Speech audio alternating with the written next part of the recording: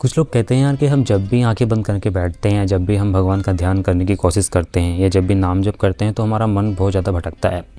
सो अपने आप से क्वेश्चन कीजिए, आपका मन क्यों भटकता है?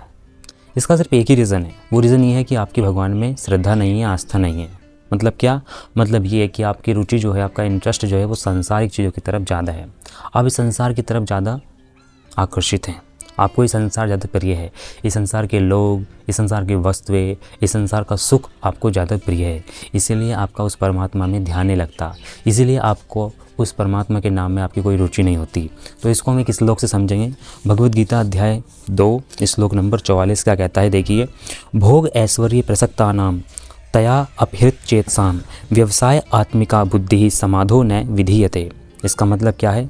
जो लोग इंद्रिय भोग तथा भौतिक ऐश्वर्य के प्रति अत्यधिक आसक्त होने से ऐसी वस्तु से मोहग्रस्त हो जाते हैं, उनके मनों में भगवान के प्रति भक्ति का दृढ़ निश्चय नहीं होता।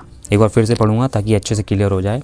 जो लोग इंद्रिय भोग, मतलब जो ये इंद्रियों के भोग होते हैं, तथा भौतिक ऐश्वर्य के प्रति अत्यधिक आसक्त होते हैं, मतलब इनमें बहुत ज़्यादा इंडल्ज होते हैं, वे बहुत ज़्यादा वस्तु से मोहग्रस्त हो जाते हैं और उनके मनों में भगवान के प्रति भक्ति का दृढ़ निश्चय नहीं होता।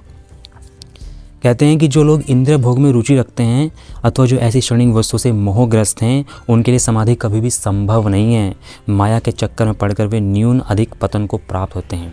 समाधि का मतलब है कि परमात्मा से साक्षात्कार करना। आंखें बंद करके जब कोई व्यक्ति बैठता है, जब असंप्रज्ञात समाधि लगाता है, तो उसका इस संसार से कनेक्शन कट हो जाता है, परमात्मा से जुड़ जाता है। मतलब वो परमात्मा से साक्षात्कार करता है ना।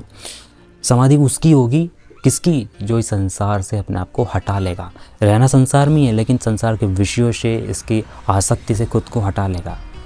उसकी परमात्मा में रुचि होगी, उसकी समाधि होगी और वही परमात्मा को प्राप्त करेगा। अदरवाइज़ जितने भी हैं कहते हैं कि नाम जप में मन नहीं लग रहा, संसार में ज़्यादा मन लग रहा है ना, चीज़ों में ज़्यादा मन लग रहा है, तो उनके लिए ये श्लोक था। तो भाई अब देख लीजिए आपको क्या करना है। धीरे धीरे अपने आप को कट करो इन सांसारिक चीज़ों से। बस जितनी आवश्यकता हो उतना ही कामों में इंडल्ज हो, अदरवाइज़ अपने आप को हटाओ और नाम जप करो, प्रभु के नाम का स्मरण करो।